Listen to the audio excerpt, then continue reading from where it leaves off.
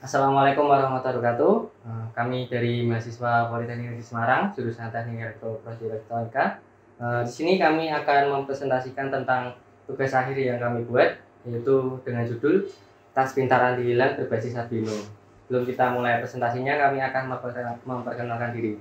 Saya sendiri yaitu Abdul Wahid Hanif dari jurusan Teknik Elektronika, dan saya Dewi Kusmawardani dari Teknik Elektronika.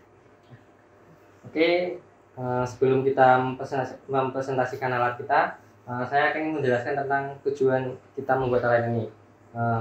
Dilatar belakangi oleh beberapa kasus pencurian yang terjadi, tas merupakan salah satu benda yang sering dibawa oleh beberapa orang, khususnya masyarakat, anak sekolah maupun karyawan. Nah, di samping itu, tas juga merupakan sebagai wadah atau fungsi untuk menyimpan laptop, dompet, atau buku, dan barang-barang penting lainnya. Kemudian di samping itu, beberapa bulan yang lalu terdapat beberapa kasus pencurian, khususnya ada di musola, yaitu di musola kantin teknik. Itu teman saya kehilangan sebuah tas dan laptopnya. Dan kemudian dikutip juga dari surabayapagi.com, ada beberapa kasus pencurian yang terjadi juga di masjid.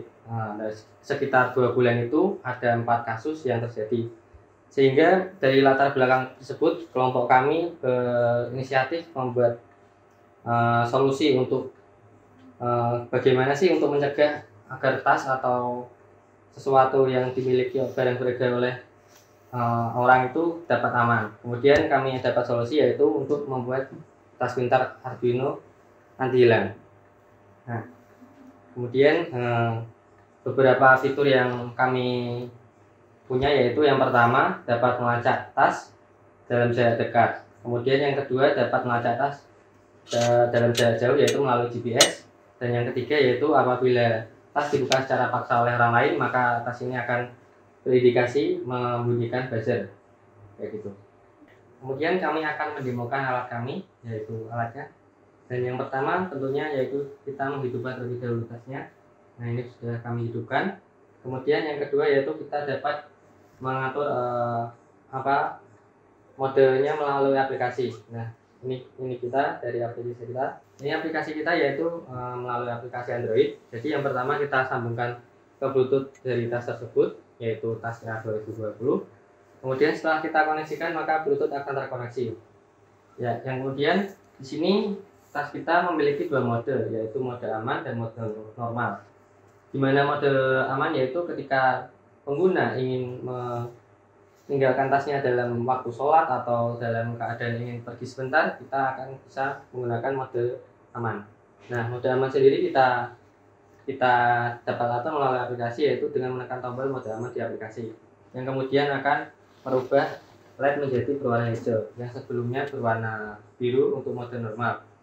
Nah, ketika dalam mode aman, maka tas ini akan dalam mode aman, yaitu ketika tas dibuka secara paksa, maka akan berbunyi buzzernya, kemudian akan menelepon si pengguna.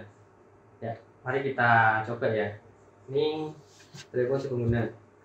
Kemudian tas kita akan buka secara paksa. Nah, maka buzzer akan berbunyi. Kemudian di telepon pengguna, maka akan ditelepon oleh si tas. Nah, ini ada telepon dari tas, alat tasnya menandakan tas ini dalam keadaan dibuka paksa oleh orang lain. Kemudian untuk off-nya sendiri kita tutup, maka nanti akan mati sendiri buzzernya. Nah, ketika tas posisi off, maka buzzer akan mati. Kemudian jika ingin kita menggunakan tas secara normal atau kita menggunakan sehari-hari, maka kita dapat menggantinya ke mode normal melalui aplikasi. Nah, yang tadi yang hijau itu mode aman, maka mode normal akan berwarna biru. Nah, di mode normal ini tas akan dibuka terserah oleh pemilik, nggak akan membunyikan buzzer. Nah, jadi kita bisa memasukkan laptop, buku, terserah kita dalam mode normal. Kemudian untuk fungsi selanjutnya yaitu melacak keberadaan tas dalam jarak yang dekat. Kita menggunakan mode temukan. Jadi misal kita lupa menaruh tas di mana, kita bisa menemukan tas kita melalui aplikasi. kita pencet temukan, maka buzzer akan berbunyi 2 kali untuk menandakan tas kita ditemukan dalam jarak dekat. Selanjutnya untuk yang melacak dari jarak jauh, misal sudah diambil orang lain, maka kita bisa menggunakan fungsi mode lacak, yaitu untuk melacaknya melalui GPS. Nah, kita akan mendemokannya lewat aplikasi.